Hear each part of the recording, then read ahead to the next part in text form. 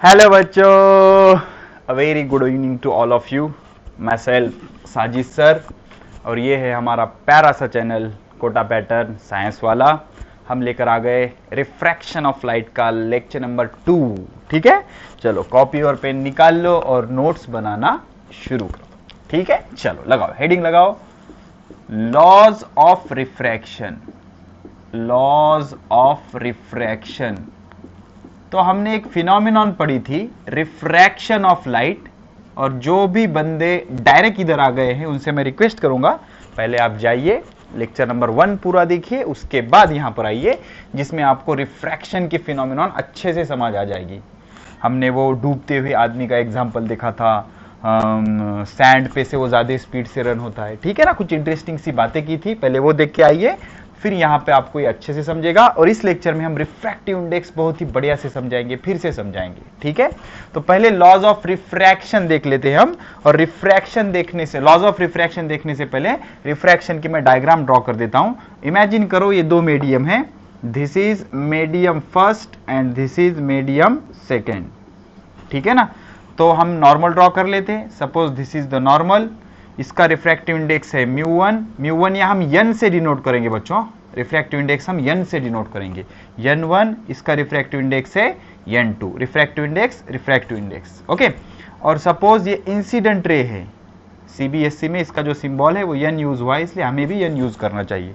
ये incident ray है, ये होगा आपका एंगल ऑफ इंसिडेंस।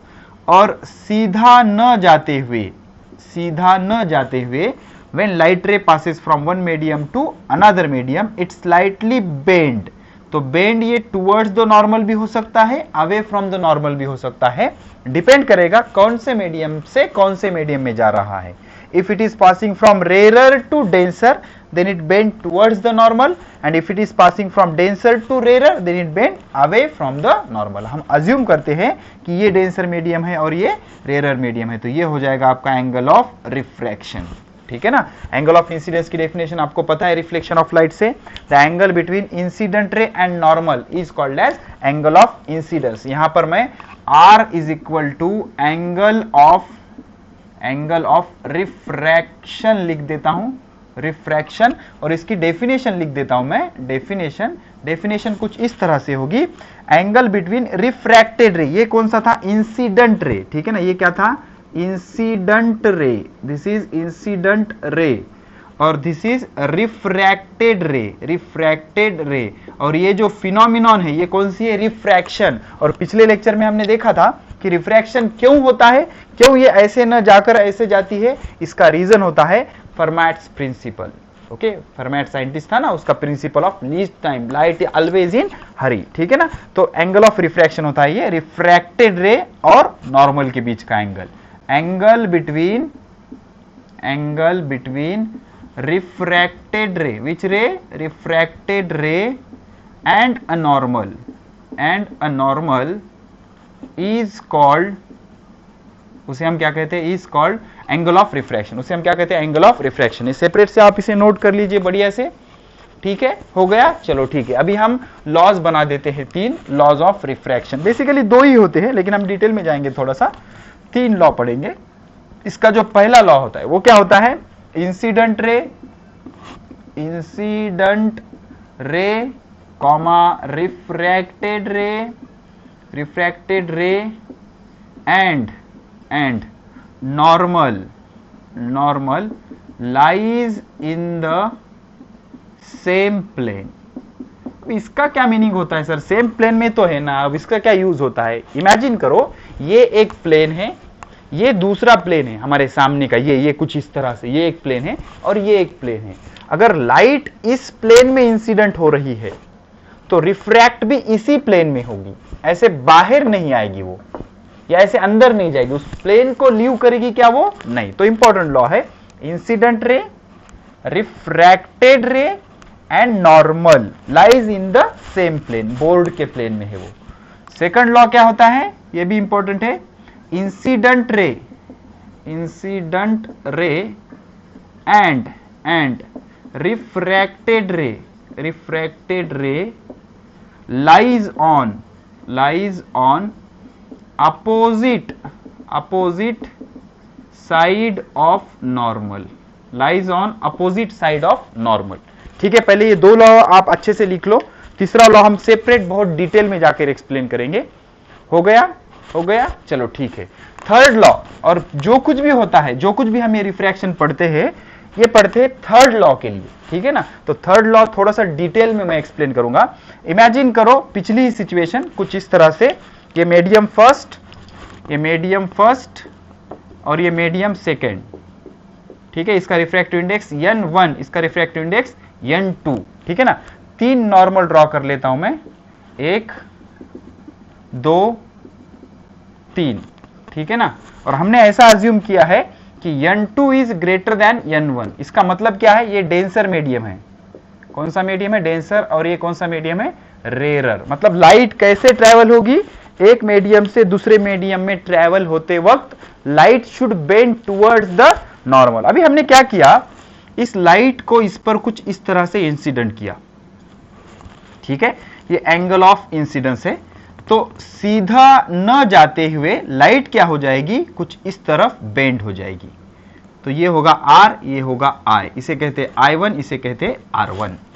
अभी हम क्या करते हैं, दूसरे किसी एंगल पर लाइट को इंसिडेंट करते हैं अदर देन दिस।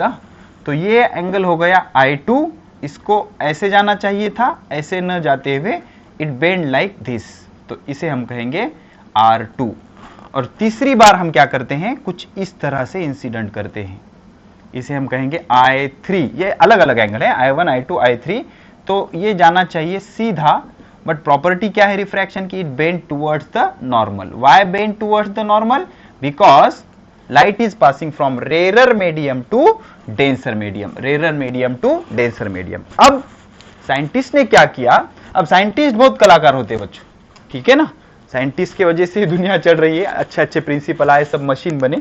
तो साइंटिस्ट ने क्या किया, जैसा रिफ्लेक्शन में उनको रिलेशन मिला था, रिफ्लेक्शन में क्या रिलेशन था कि भाई जिस एंगल से आप इंसिडेंट करोगे उसी एंगल से वो रिफ्लेक्ट हो जाएगा। मतलब क्या रिलेशन मिला, I is equal to R, I और R में का रिलेशन मिला। I क्या था, एंगल ऑफ इंसिडेंस, R क्या था, एंगल ऑफ रिफ्लेक्शन। तो इसे उन्होंने क्या नाम दिया, थर्ड लॉ ऑफ रिफ्लेक्शन। तो कुछ इस तरह का रिफ्लेक्शन साइंटिस्ट लोगों ने ट्राई किया कि I और R में फाइंड आउट करें, लेकिन इस बार ये फिनोमिनन कौन सी थी, रिफ्रैक्शन, और I क्या था, एंगल ऑफ इंसिडेंस, R क्या था, एंगल ऑफ रिफ्रैक्शन।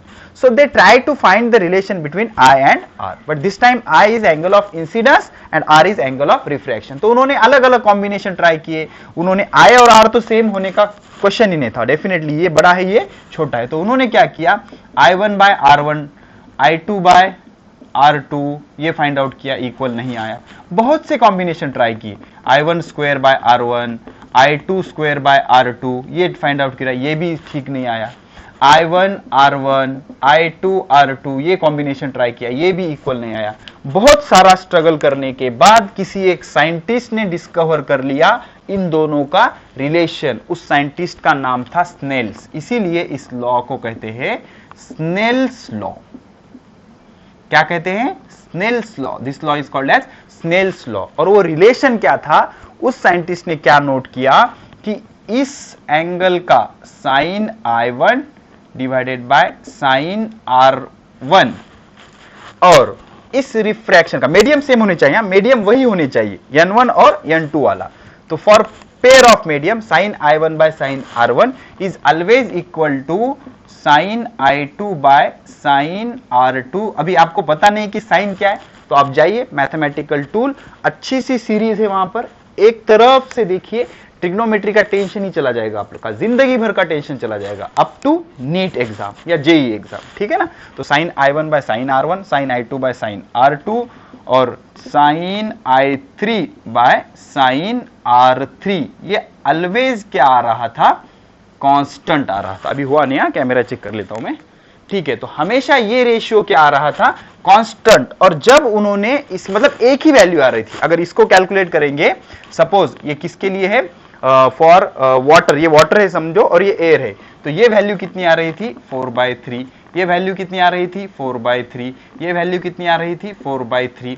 और उन्होंने क्या ऑब्जर्व किया कि इसका जो रिफ्रैक्टिव इंडेक्स है इस मीडियम का, refractive index of second medium, refractive index of second medium with respect to first, with respect to first, refractive index of second medium with respect to first. ये भी कितना था 4/3, 4/3। ठीक है, पहले तो उन्होंने क्या ऑब्जर्व किया कि दो मीडियम अगर आप फिक्स रखोगे, मतलब हमेशा आप ये एयर रखोगे और ये वाटर रखोगे, तो sine I1 by sine R1, sine I2 by sine R2, sine I3 by sine R3, ये रेशियो ऑलवेज कांस्टेंट है, कांस्टेंट तो है ही, और उसकी वैल्यू किसके बराबर है, जिस मीडियम में लाइट इंटर हो रही है उस मीडियम के रिफ्रैक्टिव इंडेक्स के बराबर है जहां से इंटर हो रही है। तो इसको कैसा पढ़ते हैं, refractive index of second medium with respect to first. इस पे आएंगे हम, अभी इस पे हम जरूर आएंगे, ठीक है ना, refractive index of second medium with respect to first. ठीक है, तो ये था इसका एक्सप्लेनेशन। ये 12 के सिलेबस में कुछ इस तरह से इसका एक्सप्लेनेशन है। पॉज करके आप इसे अच्छे से नोट कर सकते हो। अभी जो आपके सिलेबस में आपको लिखना है स्नेल्स लॉ, वो कुछ इस तरह से नॉर्मल सा है। सपोज ये दो मीडियम है, सेपरेट हो रहे हैं, ये नॉर्मल है, ये एंगल ऑफ इंसिडेंस है I, यहां पर इसको सीधा जाना चाहिए, बट सीधा ना जाते हुए कुछ इस तरह से जाएगा, ये होगा इसका एंगल ऑफ रिफ्रैक्शन R, ये इंसिडेंट रे, ये रिफ्रैक्टेड रे, ये मीडियम फर्स्ट, ये मीडियम सेकंड, इसका रिफ्रैक्टिव इंडेक्स N1, इसका रिफ्रैक्टिव इंडेक्स N2, एंड